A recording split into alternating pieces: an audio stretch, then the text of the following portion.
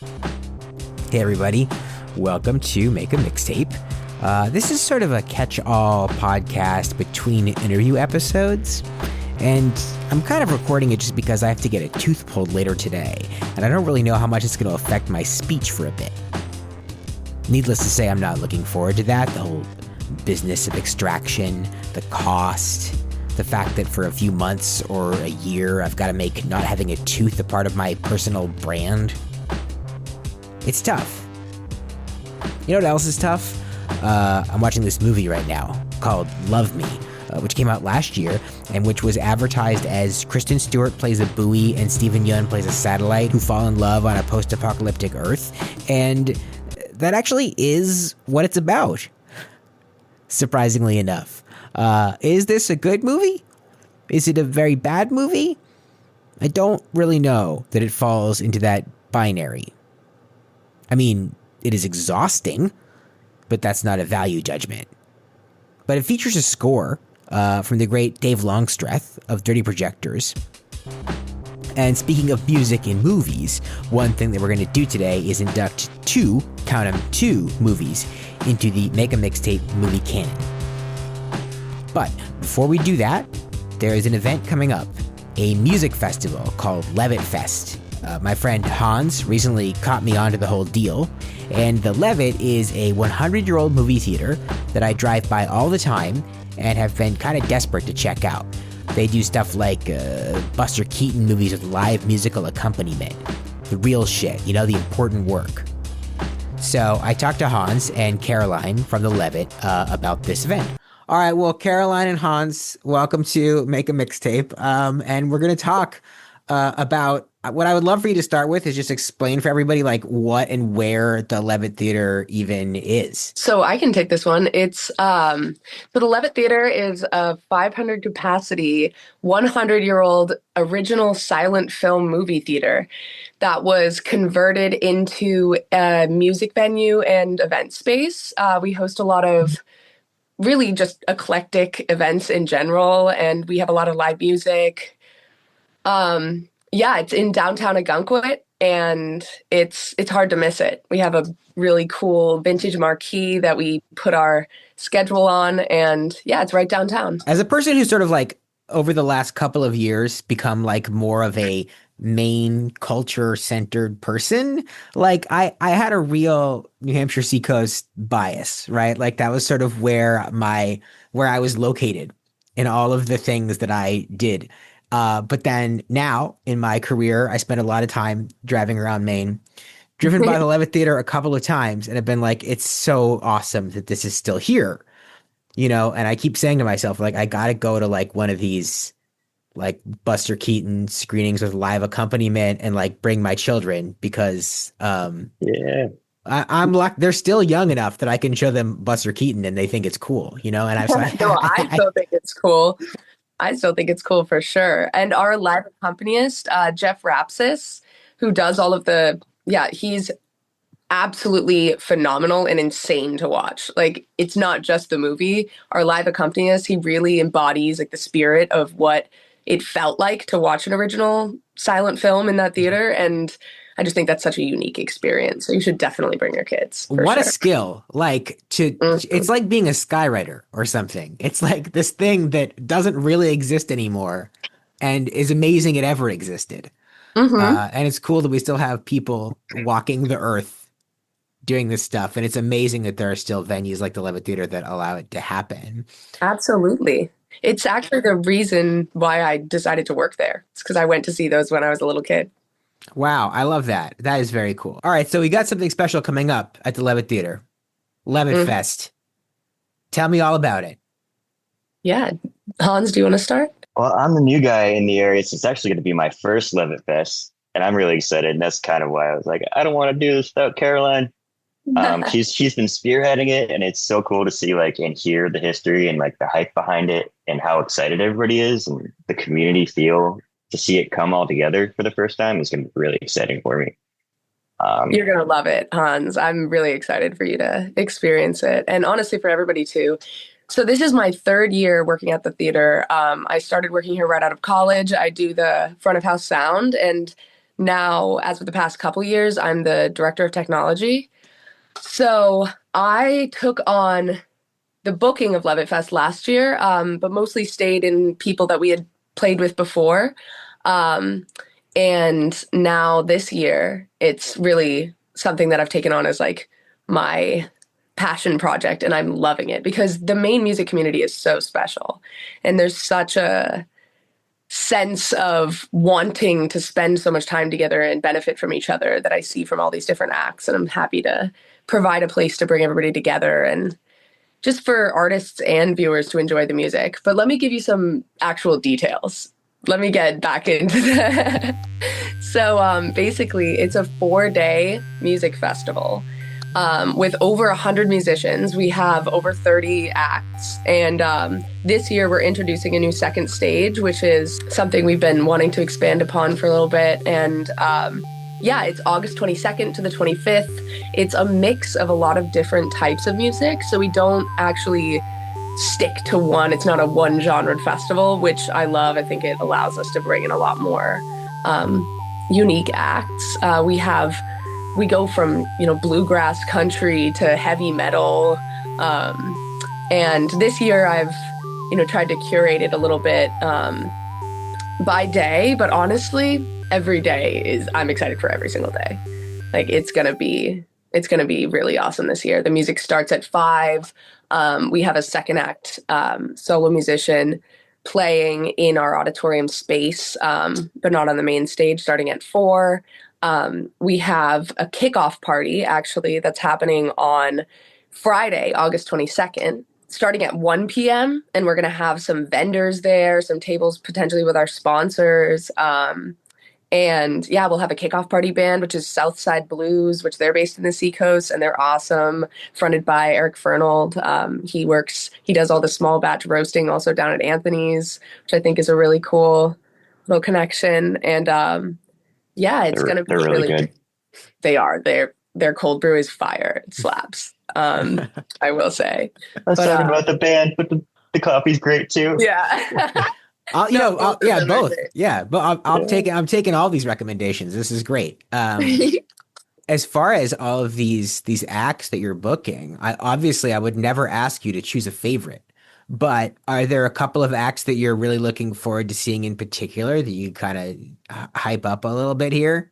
Well, this is a tough question because I really do love music, and every single one of these bands is very close to my heart. But I will say there's a couple. So this year we have Weekend Friends is headlining Saturday, and I'm a big fan of them and their music. They're a really cool queer women-fronted band, and they're a little pop punky, and I think that's fucking awesome. And yeah, I'm really pumped about that. He'll talk type first thing in the morning. Why is everything I see so annoying? Every time I open up my eyes, but also Vi Queen is another one. That's a lesbian married couple that do hard, like heavy metal, and they're finishing out the night on Saturday, and very, very excited about that. They are also, I believe, Portland-based.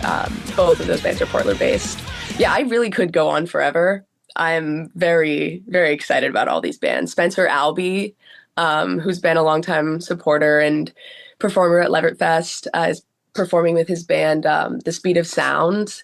And that's really exciting. I just saw them up at Lobster Fest and got me really amped. The headliners I haven't seen any of them, so that's really exciting for me. Some of the old Portsmouth favorites from my days there, like Mark McElroy, Dan Blakesley, who did all the art for leavittfest, who's, just in my opinion, a gem, one of the hardest working artist musicians. Very prolific local artist. Yeah. He's playing with his full band, right? I think. Yeah. Which is a rare treat too. He doesn't do that too often, and that's going to bring back some special memories for me from all my days working in Portsmouth. So excited about that, for real. It is rare to see him with his full band. Well, this podcast being called Make a Mixtape, it is appropriate that, Caroline, you have already curated a playlist to get people excited for leavittfest. So we will obviously share the link to that in this episode so people can listen and familiarize themselves with these acts. I'm so excited. You guys are going to love it. I did really lock in on that playlist. It was... Is there anything else that we haven't said about leavittfest that we should say? We're looking still for any people that would still like to sponsor us and give us some, support in any way, shape, or form. We're a local and regional festival, and we do this independently because we love the community and we love music. And yeah, any help with whether it be sponsorships, advertising with us, or even just coming and volunteering. Like, we love to hang out, and we're a big family at the Levitt. And yeah, we'd love to really just have anybody come by or come see the festival. Yeah, it's also good to know we serve really good food right up till midnight too. Some people have that question a lot. Like, it's really good. Yeah, we are one of the only late night spots in town, and it kind of gets overlooked that our food and drinks are just awesome and right there as well. We have an award-winning cocktail program, and it is fire. Like, I will say that is the Levitt Marg is one of my all-time faves. Yeah. Is there a secret to the margarita that you can disclose, or is it like proprietary information? We're gonna be like Plankton right now. We're not. You're trying to get the recipe to the Krabby Patty, but no, we're keeping it. Yeah, I don't know where you were going with it. We're gonna be like Plankton right now. That was a great segue. Like, what does Plankton do? Like, okay, yeah, I totally missed the reference. All right, so I also wanted to take the time in this episode to plug my Creative Mornings presentation that I did recently. This event really took up a lot of space in my brain from like October of last year until June when it finally happened. And I'm really happy with how it went. I spoke about my unconventional skills and even more unconventional career path, and I told a lot of jokes.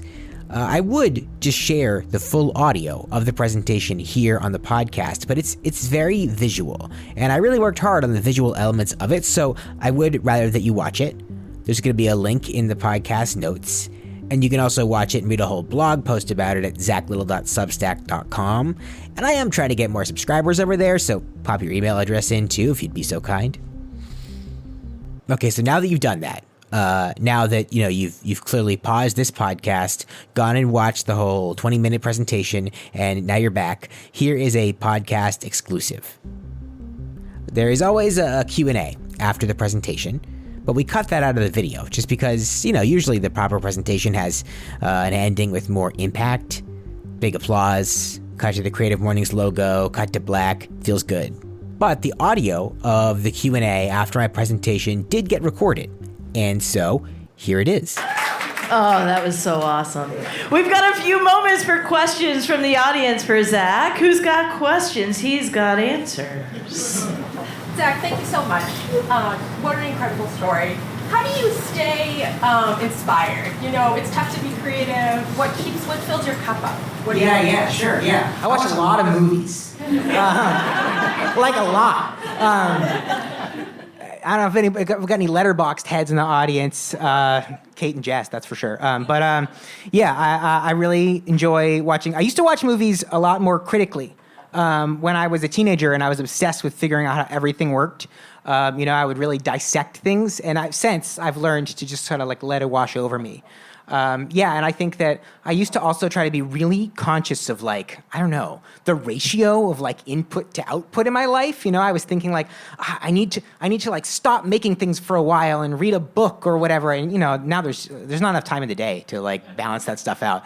You just kind of go for it. And I also I'm really, obviously I try to stay super involved in the community. Like I said, I'm everywhere. I'm in a lot, and coming to events like this every month is a huge thing for me. Thank you. Yeah, so the question on that was, how do you stay inspired? Question back here. Yeah, Zach, so I'm wondering, do you usually sort of find a editing trick or something fun to do with video and then create a sketch around it, or do you do it the other way around? Yeah, it is usually that. So, like in the elf story there, that was an idea for a holiday video that came from my coworker Elena a year before. So I had a year to think about what I was going to do.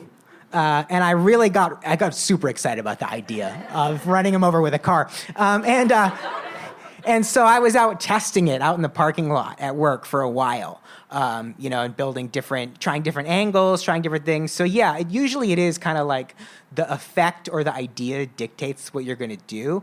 And, I mean, that's even true of some of the more like the videos we do that are nonprofit profiles. I start to think about what they do in the community and how we can show it. And I'm thinking more about that part. I'm thinking more about the B-roll than I'm thinking about what they're going to say. We'll figure that out later. Yeah. Thank you. Yeah, so just what would you say to people who feel like they're stuck about how to get unstuck to get back to their creativity? Yeah, well, I think that I guess I do a lot of different stuff. I do a lot of work that's outside of my like main lane. So that's one reason that I really enjoy podcasting. I'm not like a real audio head or anything, but it's just, it's a very different process than having to deal with like visual composition. And I think that music is another thing that I do. I play music with my brother all the time. We're playing Czars on Sunday in Dover, by the way, 3 to 5 p.m. Throw a little plug in there. But music is something that's a fun sort of creative outlet for me too, but that I feel it feed back into that main lane. So I guess that would be my advice, is like, if you're trying to get back into painting, I don't know, start drawing or read a book, like figure out what the adjacent thing is and see if that can become like a little tributary back into the river of your creativity. Well, that was a good metaphor that I just came up with on the fly, off the dome. yeah, Jay. Well done, sir. Thank you, Jay. Quick comment.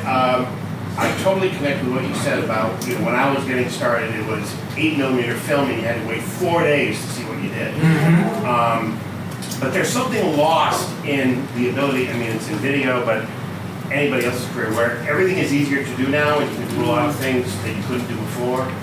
And back when there were so many limits, that's where the creativity comes from. So how in this world where AI can do everything and computers can do everything and anything is possible, how do you simplify back to like getting inspired by discovering something that you couldn't do and doing it yourself? All right, so Jay's question was basically like, he came up in an age of technological limitation. And as I did, we said limitation does really breed creativity. So now we're in this world where artificial intelligence, supposedly can do everything. But how do you kind of keep, I would say, how do you keep that spark going is like, make it hard for yourself on purpose. I do that. I will make it, I won't give myself enough time.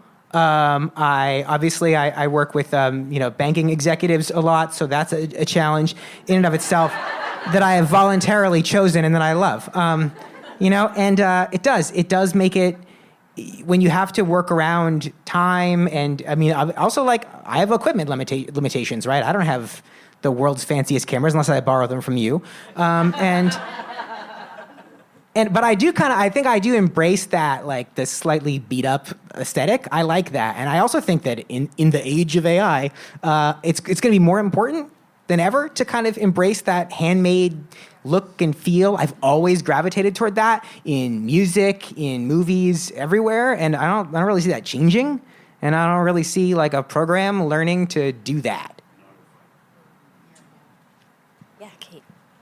This is going to be a difficult question. Okay. I'm ready. Are you ever going to bring that haircut? Which one?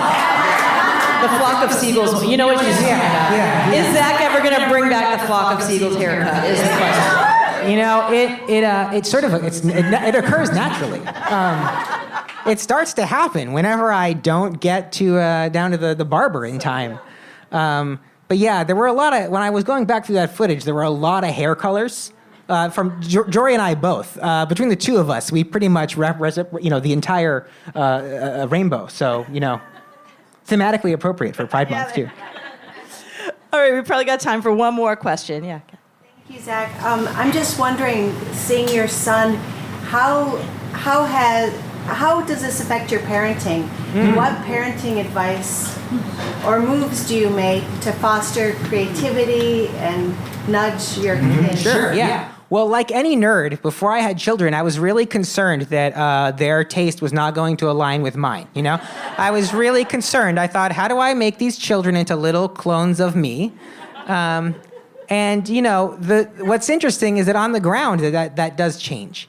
And you get so excited to learn what they're interested in. But the other thing that happens, luckily, the good news is, the stuff that you do, they notice everything, right? It really picks up in the background. I remember once, a long time ago, speaking of Elf, we saw the movie Elf, and my oldest son, he was bothered by a lot of the violence in the movie. He thought it was like there's too much fighting. And he said, hey, maybe you can edit a version with that stuff all out. And I thought, oh, wow, like he knows what I do. And similarly, you know, I did always want to encourage my children to be interested in music. And I heard some advice once that was like, just have a lot of instruments around the house and don't say anything about them. And so that's what I do. So I have stuff around and my children pick it up. And when I come home and I find like guitars and keyboards and stuff around the house, I'm really excited to see that was happening. I planted that seed and they did it. So yeah, I guess my advice is like sort of non-advice. It's like, just kind of let it ride. Love it. Thank you so much. Let's give it up again for everybody. Zach Little, the punkiest of the punks. More housekeeping. I wanted to plug 2 more articles on my Substack. Me and John Waugh, friend of the show, recently attended 2 stellar live shows, St. Vincent at the State Theater in Portland and TV on the Radio at Roadrunner in Boston.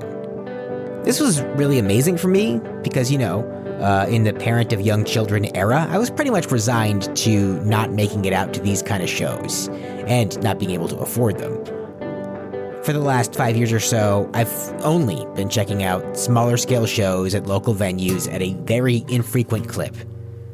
So 2 big concerts in 2 weeks was wild. It was like being temporarily transported into another life entirely. So thank you again, John, for the opportunity. And in honor of each of those shows, I wrote a list of 10 essential songs from each artist.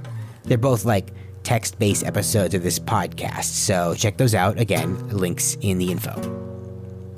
I've had a busy summer, and I'm really grateful for that. I love having a lot to do. I need it, frankly.